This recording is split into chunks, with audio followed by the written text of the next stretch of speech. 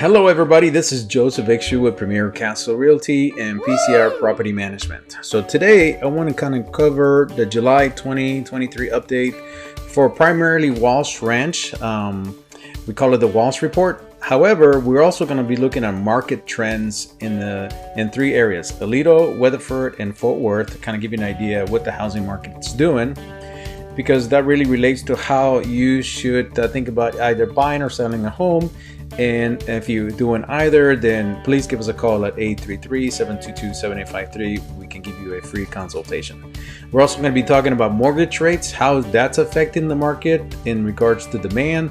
And we're also going to give you a little bit of insight of what happened with Jay Powell back in 2022 and how his words are really affecting today's market, because I think many people have forgotten what he actually said. So we're going to review it, we're going to go over it, and kind of dissect it a little bit for you and give you a report on that. So without any further delay, we're going to go ahead and get started. So I hope you guys find this valuable. Please stay tuned to the end.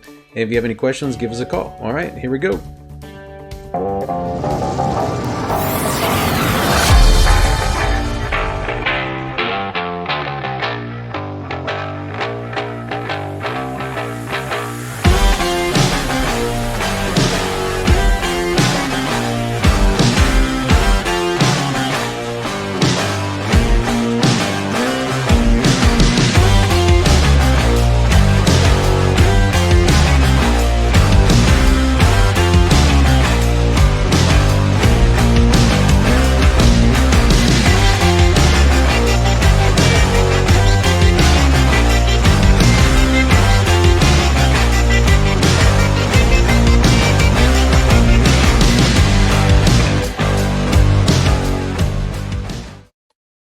All right, so as stated on our intro, we're going to be looking at, first thing is going to be market trends for, what's happening in Aledo, Weatherford, and Fort Worth, to kind of give you an idea of what the market's doing.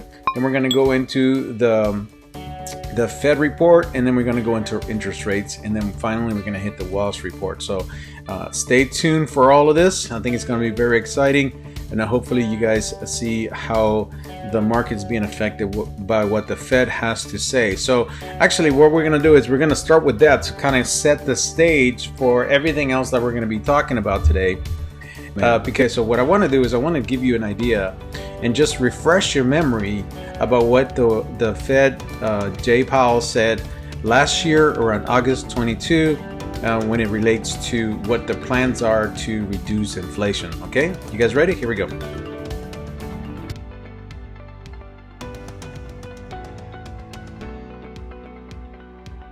Chairman of the Federal Reserve delivered a stark message today on the long fight ahead against inflation. Jay Powell warned that more interest rate hikes are coming and said they're going to take a toll. Stocks dropped sharply after his comments. William Brangham has the details. That's right, Amna. With inflation still at a 40-year high, Chairman Powell today pledged that the central bank is not backing down on its campaign to curb inflation.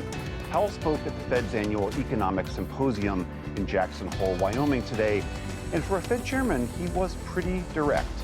While higher interest rates, slower growth, and softer labor market conditions will bring down inflation, they will also bring some pain to households and businesses.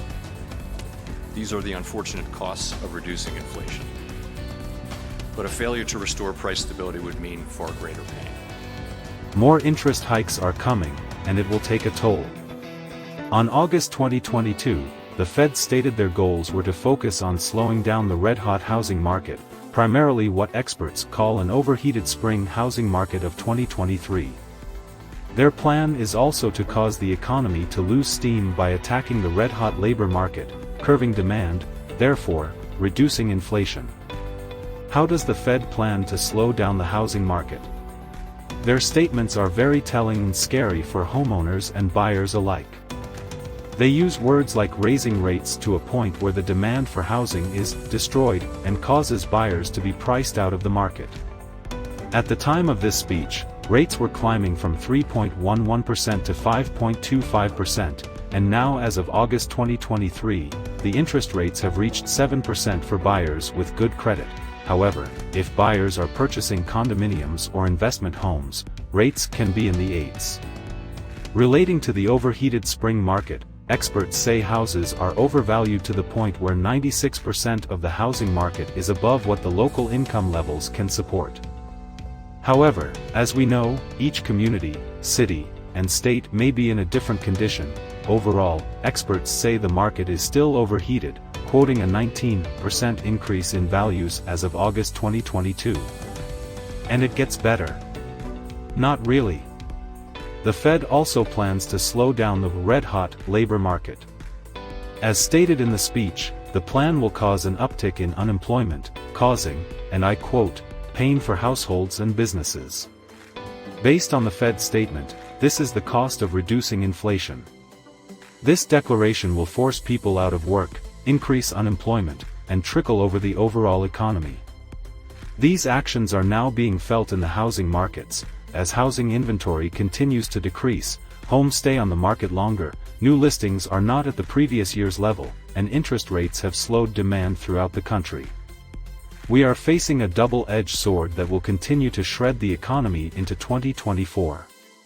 The Fed's recent statements and commitment to their strategy show no signs of changing, even if the market wants them to stop the hikes or hold off until the following year. Keep an eye on the rates, job creation, and unemployment numbers. To get more information or if you have questions, contact Premier Castle Realty at 833-722-7853. Now, back to the Premier Castle Realty July 2023 Walsh Ranch update.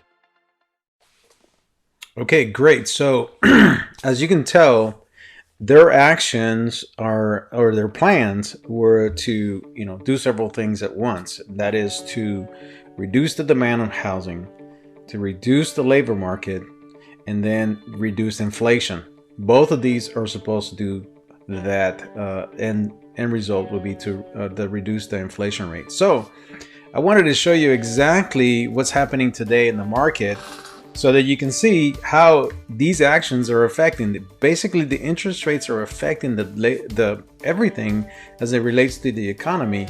But specifically, I wanted to show you what it's doing to demand as far as housing goes. Okay, so when we look at current market conditions, and if I wanted to show you, for example, this right here is what I'm showing you right here on the screen is basically market conditions for Aledo, Weatherford, and Fort Worth. Okay, obviously those are the closest ones to us, and we're just going to go all out. We look at all the properties that have been sold. Okay, so if we look back at 2020, you can see this is a trend as far as at median price points, how they've gone up. Okay, and then if we look at the average price point, how the average point fluctuates and how it has reflected throughout the last year to this year. Okay, now, so what I'm gonna do is I'm gonna change it to 1 year here so you can get a better idea. Okay, so as of July, in these three markets, for example, Aledo, the average sales price, the close price for July was $625,312. Okay, and then for Weatherford, $455,942, and for Fort Worth was $386,894. All of these numbers, okay, reflect the last year, a comparison to last year. So in Aledo, we were plus 6.4%, in Weatherford we're 2%, and then in Fort Worth we're minus 4%. Okay, now I want you to take a look at what the median price points are. Okay, the median price points for Aledo is $521, which that represents a negative 5 comparison to last year, and then Weatherford was $428, which is plus 3%. Fort Worth is $335, which was negative 6%, or basically a 7% as compared to last year's numbers. Okay, now one of the things that we were discussing was the market in the spring of 2023 as it relates to the speech.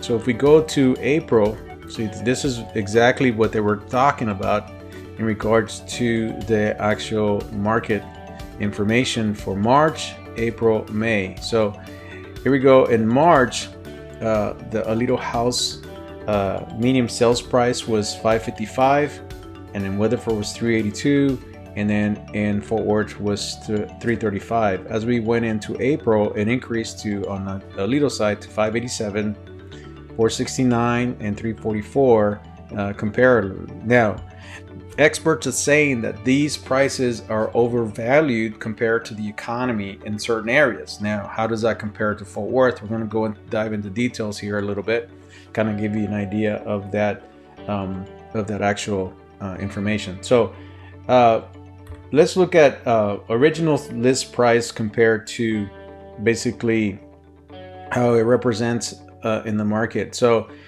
in July of 2023, the original list price for Alito was $612,000, for Weatherford $449,000, for Fort Worth was $350,000. So as you can tell, that is a downturn from June, which was $650,000 for Alito, and then $519,000 for Weatherford, and Fort Worth was at $357,000. So all of these numbers are reducing from previous years. So if we look at, for example, Alito, now in Alito we were a plus 4.5% based on last year's numbers. Weatherford we were a -1, and then Fort Worth we were a -5%. When we get into the July numbers for 2023, you know, this is the original list price. Alito was plus 4.5% compared to last year in July. Weatherford was -1, and then Fort Worth was -5%. So that's what homes were going for when you put them on the market. Okay, now there's a difference between when you list and when you sell, and a lot of times it basically counts, you know, you got to put in a reduction factor under. So what I wanted to say is if we look at days on market, closed sales, let's look at closed sales, because this really relates to what I'm just talking about regarding the prices on the houses. Okay, so if we look at closed sales in July of 23, Alito had 40, Weatherford had 112, and then Fort Worth 1,029 homes. Okay, now let me see, home for sales. Let me see here. If we look at July, was Alito had 195, and Weatherford 470, and then Fort Worth 2257. So let's look at one thing here. I want to change this screen for a second. I want to make sure we have closed sales. Okay, so we kind of just looked at that, right? So percent or original price, this is one key factor here. If we look at in July of 23, Alito received 97% of the actual list price, so there was a reduction of compared to last year. That's minus 2.8%, or basically a 3% decrease. In Weatherford, 97%. It reflects a 3% reduction from last year also. And in Fort Worth at 98%, it's also a -2 compared to last year. So as you can tell, the prices were reduced, and you can see what happened from June, from 98.5%, 98%, and 99%. And so they lowered another percentage point as we get to the July timeframe. So that is the medium. Let's look at what happened with the average. So on average, the numbers are a little bit different. It looks like they're lower. So Alito was 96%, Weatherford was 95%, and Fort Worth was 97%. All of these reflect negative results compared to last year at the same time in July. So that means that the prices are going down. And we're going to kind of tie this together as we look at the Alito numbers, because I think that's important for us to actually understand what's happening here in the Walsh Ranch subdivision. Okay, so I wanted to show you one more thing here before months of inventory. I don't see it there, so let me back up here one more time, because for some reason it's not coming up. So I want to make sure here month supply. Okay, so month supply is very important. So the month supply of inventory kind of tells us, what's happening on the market in any given time and in these particular locations. So we go in as, the information is as of July 31st. So as of today, there's a little different. So right now we're on the 8th. So let's look at July 23. We had in Alito, we had 5.5 months of inventory. In Weatherford, we had 4.4, and then Fort Worth, we had 2.3. So that basically means that it would take, for example, in Alito, 5.5 months at the current rate to sell all the houses that are currently on the market. Now, how does that relate to last year at this time in 2022? So look at the numbers. In Alito, we're plus 66%. So it's taking, if we have more inventory, right? And then Weatherford, we have plus 46%. And then Fort Worth, we're basically even compared to last year at this time. Now, why is that so important? Because you've heard, that inventories are low, which basically means that if inventories are low, then prices are going to continue to go up.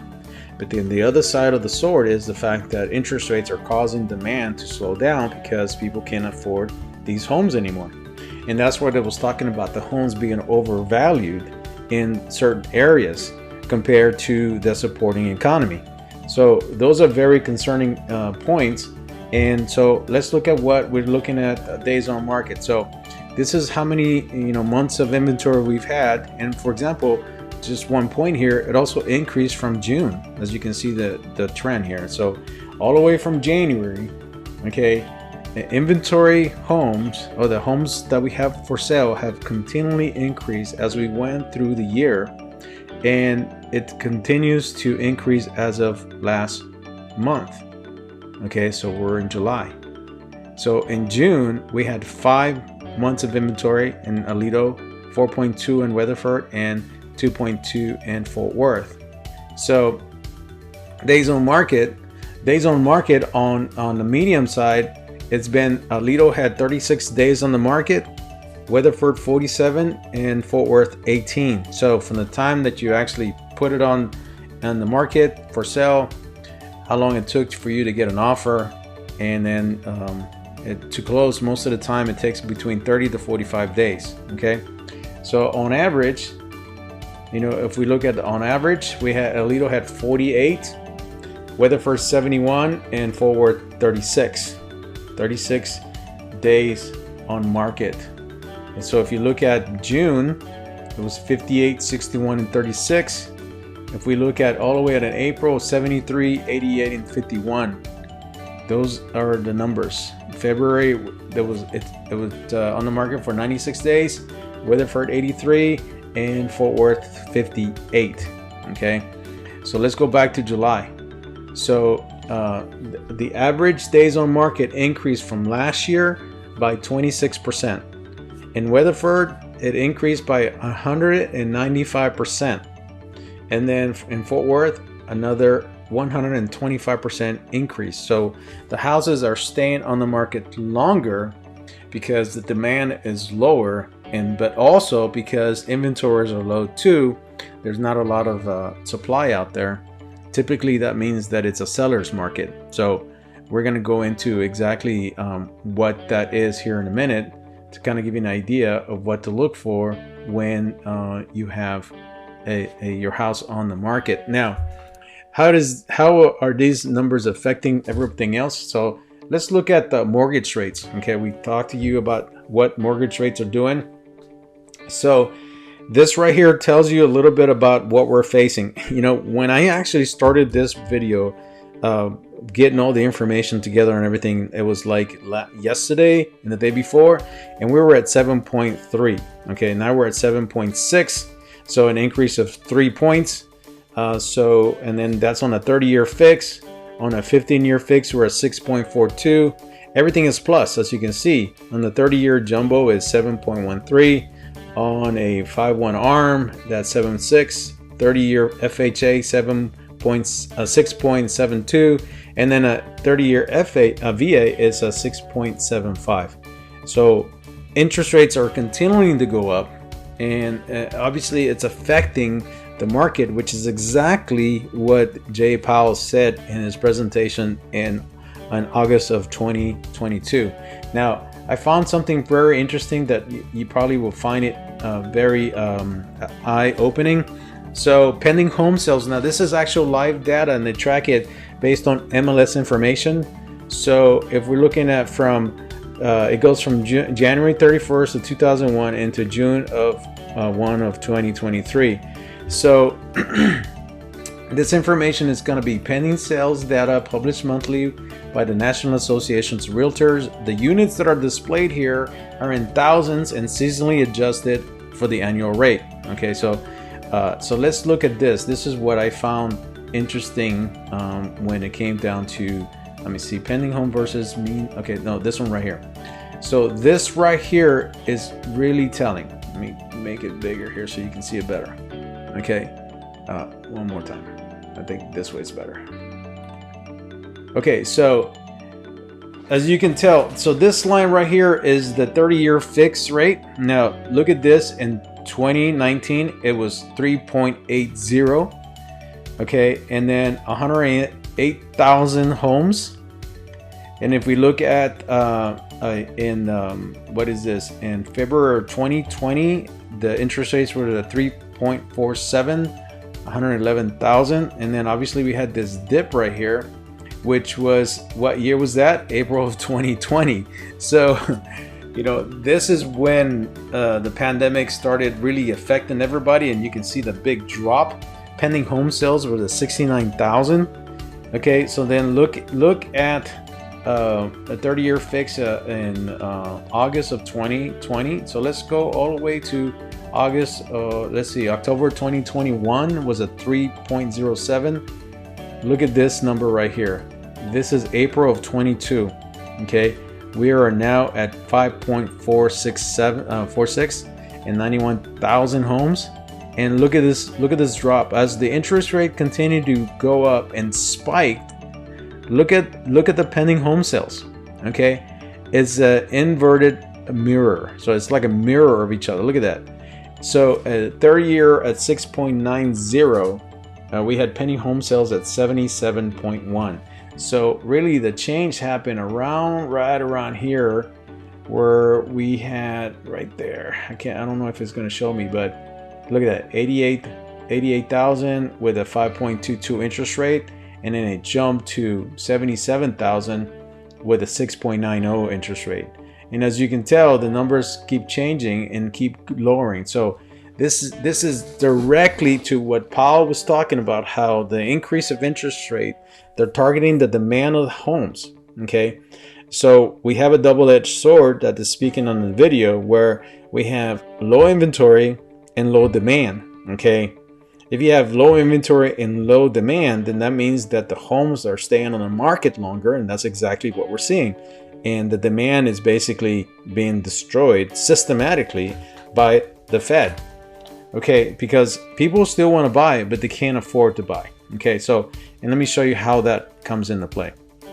Okay, so let's use 525,000 as the home price, and then we'll put 5% down. With a conventional loan, 5% down is the least amount of money that you can put down for a down payment. Okay, now on an FHA it's 3.5%.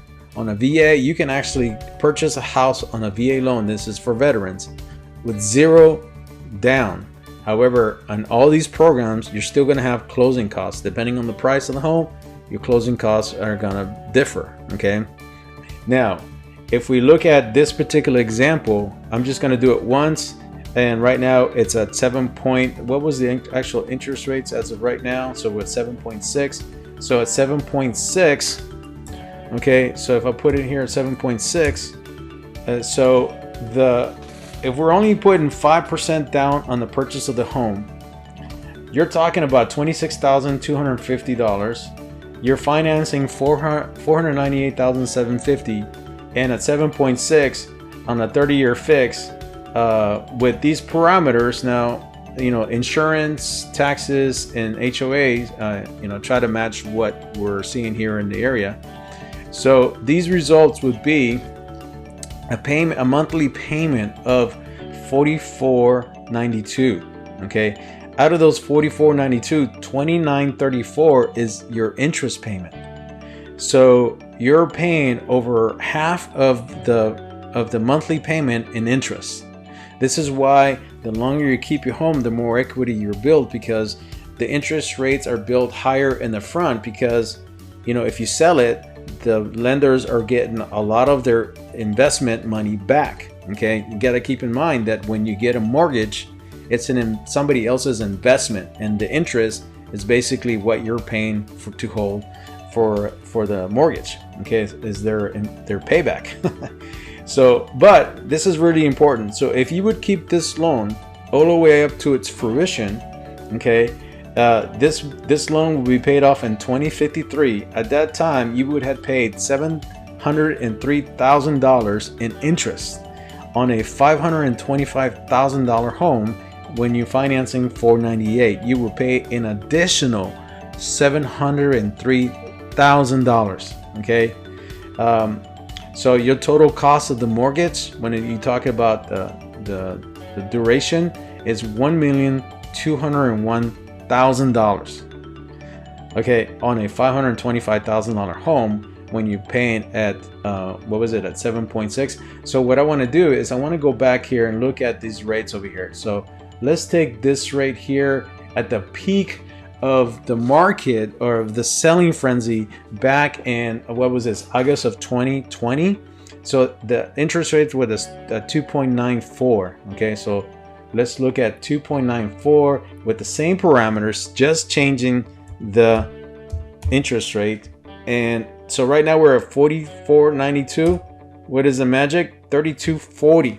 Okay, but you got to look at what the interest rate, how it changed. Okay, so you're only paying $12.21 on the interest. Your total payment is basically $32.40, but your interest payments are $12.21. Let's look at this number here. If you keep this home all the way to fruition, okay, you're only paying in interest $252,000. Now that's still high. Any interest that you pay is high, but is way lower than what you would be paying in interest on a 7.04 interest rate. And take a look at this. Your total cost is $751,000. That's actually less than you would buy that house now at a 7.04%. Okay, so you're actually saving money by, obviously with the lower interest rates, but this is a crazy number right here, because your total value of the loan is less than what it would be today's interest rate if you keep the house to its fruition. This is a crazy amount of money. Okay, so this is exactly what happens with the demand, and because we don't have those low interest rates anymore. Okay, so $703,000 of interest payments. So ladies and gentlemen, this is what's happening with the demand in the housing. So that kind of gives you an idea of what you need to be considering when it comes down to listing a home or even buying a home. Okay, and we have some tools available with our brokerage, because we own it and we're keeping our overhead low. We can help with the purchase and also with the sale. We're going to go into detail here in a minute. Okay, great. So keep in mind that the vast majority of people cannot put 20% down on a loan. On average, today's median down payment is less than 20%, and these are some numbers. First-time home buyers, typically 6%, and like I told you, on a conventional loan, minimum is 5%. On a FHA is 3.5%, and then on a VA is 0. You don't have to put any money down. Okay, for all home buyers, it's been about 14%. Okay, so it's in the reason they have in this particular slide, when I got it, it says the common misconception is basically what they're trying to say here is that everybody thinks you have to put 20% down, and you necessarily don't. But if you don't, then your payments are higher, obviously. Okay, so is another issue with affordability, and people are trying to get into the housing market with less money out of pocket or less skin in the game. So let's go now to, what does it take to be a seller's market or a buyer's market? Many of you ask me that question on a daily basis, so I want to make sure I give that information to you. So basically, when you look at the seller's market, you're talking between 0 to 6 months of inventory, okay? So that makes it a seller's market. Now, this slide is a little bit outdated because we're not here today. We're basically right around here regarding specifically in Alito, okay? And then when you look at what a buyer's market would be is when the inventory level reaches above basically 7%, okay? That one gap, 6 to 7, is basically a neutral market, which basically not the buyer nor the seller have an advantage. Now, what's the advantage for the seller? Low inventory. That means that the prices can go up. What's the advantage for the buyer? A large inventory. What we're running into now is that we have low inventory, but we have high interest rates, so the buyers are not buying as much as we thought they would, and directly relates to what the plans are from the Fed. Curving demand. Okay, this is exactly what's happening today. Now, let's dive into the Walsh Report, because I think that's important for you, and I want to kind of tie all this together. Okay, so when we look at July numbers, okay, now this is July 2023 here in Walsh Ranch. Take a look at these numbers. The reason I was using 525 is because that is the median price point for Walsh in July of 2023. Now that represents a 22% decrease from last year at this very time. Last year, the home sold for $673 at a median price point. Now we did sell 15 homes. Okay, it's a mixture of new construction, obviously, and pre-existing homes. And you'll be surprised on the breakout. We're going to go there in a minute.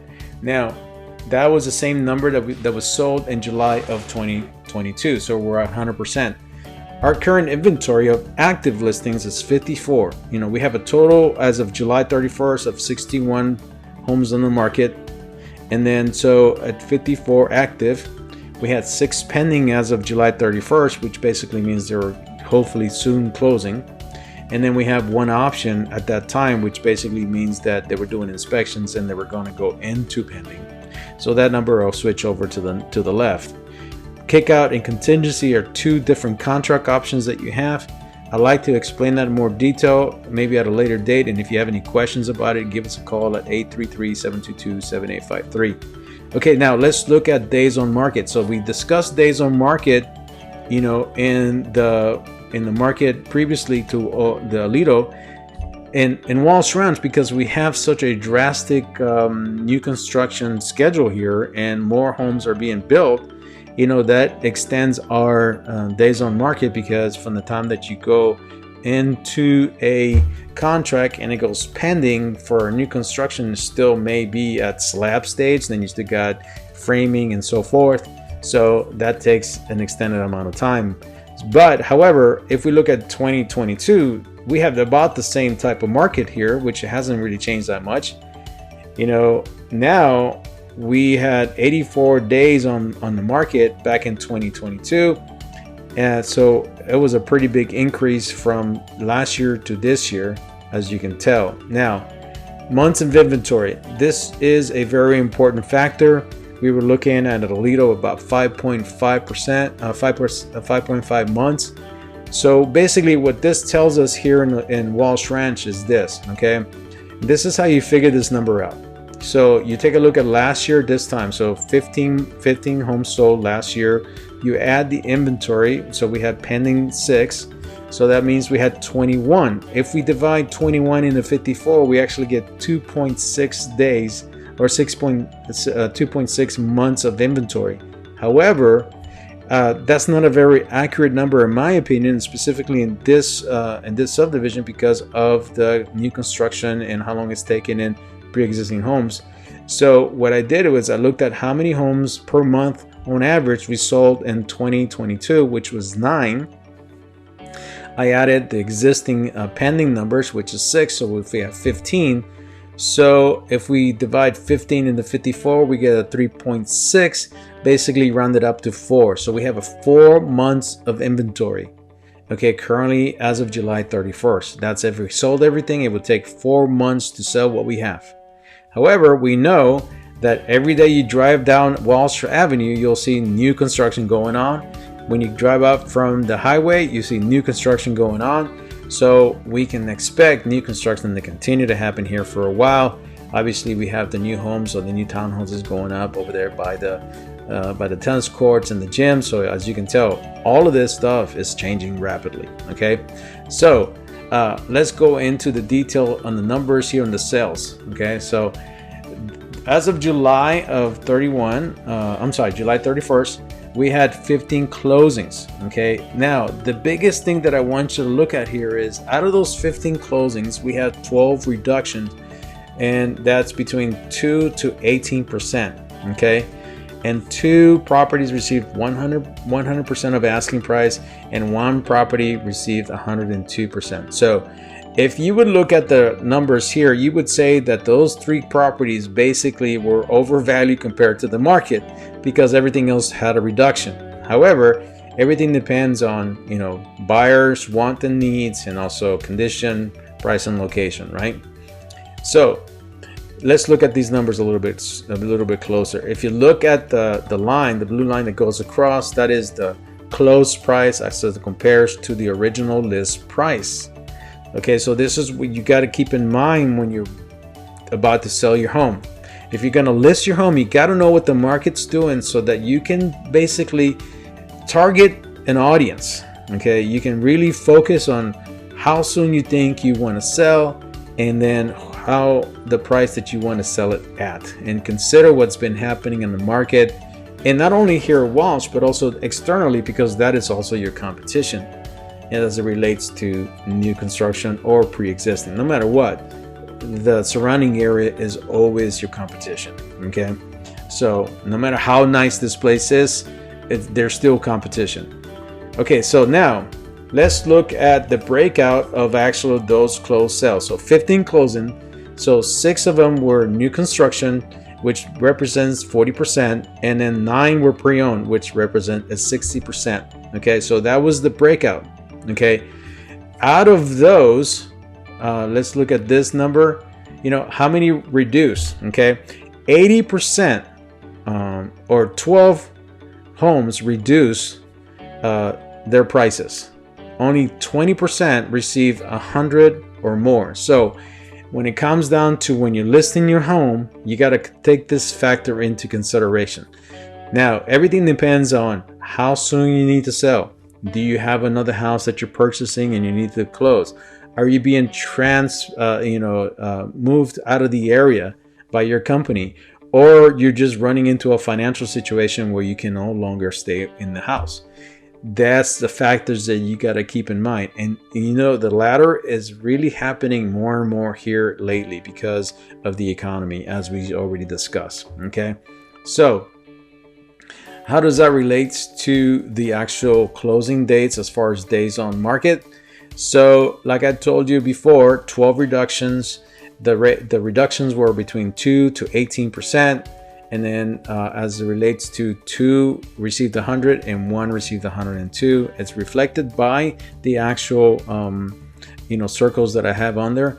But we had reductions all the way up to 18% of the asking price. Okay, so now let's see here. Okay, so let's break down who received, as far as the ones that received 100% or more.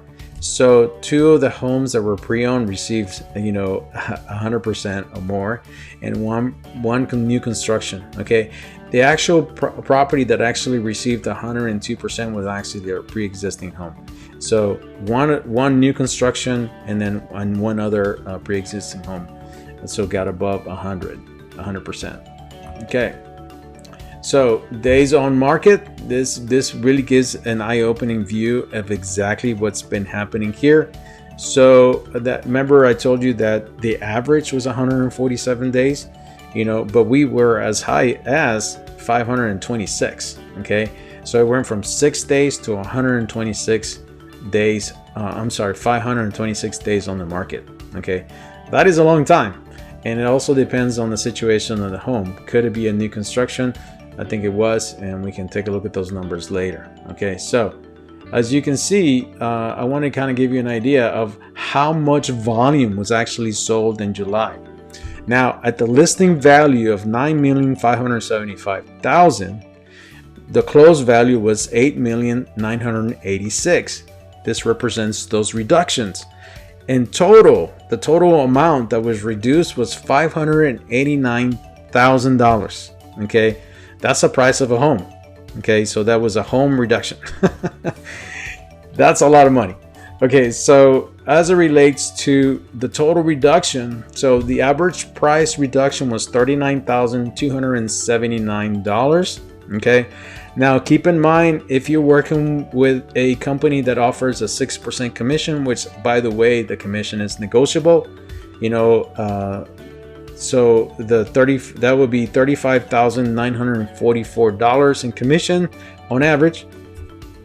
So a total reduction or a total cost for sale, this is apart from closing costs. Okay, well, the commission is part of the closing costs, but a part of your closing costs like taxes and so forth, title work and so forth, it's $75,223. Okay, that's pretty nice. That is basically more than somebody's average salary, okay, for the year. So that's a lot of money. Okay, so let's take a look at this. Okay, so in total commissions were $539,172. That range from $25,000 to $51,000. Now keep in mind, this is a 6% contract, right? Average commission was $35,944. Now that amount is basically divided in two, or it really depends on the contract. Each individual agent will negotiate different prices and in different, breakout. It all depends what they pay the buyer's agent, or both. Okay, if they've managed both sides. Okay, so what does that do? Okay, so what I wanted to kind of give you an idea is we can help you, because we have a low overhead, we're able to manage our commissions a little bit tighter, and basically can give you a discount regarding the commission itself. So if you were looking at selling your home, in this particular market, we're looking at a 5% commission towards the seller, which basically means that we would save you 1% on the sale of the home. Now, we would still pay, out for the buyer's agent from that commission. Now, if you're a buyer and you're looking to purchase, then we do a 1% cashback rebate, as long as the home is above $300,000 and we're receiving at least a minimum of a 3% commission. So that way we can help you purchase the home. In today's environment, you need all the help that you can get. Now, I want to show you a small little video regarding our benefits by working with Premier Castle Realty.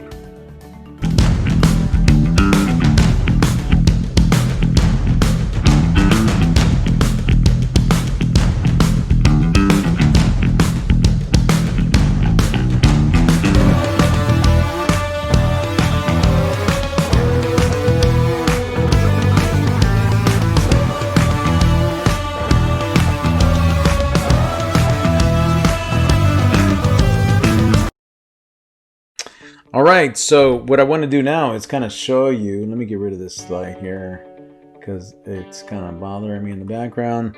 So if we look at the actual commissions that we paid for a 5% contract, okay, so if we would sell the same properties, just comparing apples to apples, it would be $449,310.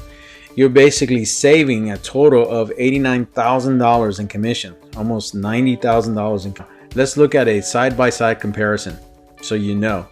So I was talking to a gentleman at the gymnasium the other day, and he was asking me regarding, okay, how was the market? So we were talking about that, and then I was asking him, well, do you know the difference on how much money you can save if you do negotiate the commission on the sale when you're talking to an agent, and he says, well, yeah, I thought about that, but I really haven't really put numbers to it. So I thought, let me show you what it would happen, what the comparison would be. So if you have a home that is $525,000, which was the median sales price for July of 30 of this year, so on a 6% contract, you're paying $31,000, which divided by 2 is $15,000, around $50,500 exactly to either side. Okay, so the listing side and the buyer side. On a 5% listing contract, you're paying $26,250, which basically means each side would get about $13,000. Okay, you're saving $4,750. Now, think about what you can do with that money. Okay, you can actually use that money towards incentives. Okay, because one of the things that you need to understand is that sellers in today's market are offering lots of incentives. And which brings me to one thing that I want to make sure I showed you. In today's market, when we talk about what companies are actually selling properties here in the Walsh Ranch area, you got to look at about what incentives they're offering. Okay, because one, you're competing. That's your competition. So you're competing in different factors here. You're looking at interest rates. You're looking at supply. You're looking at buyers qualifying for it, okay?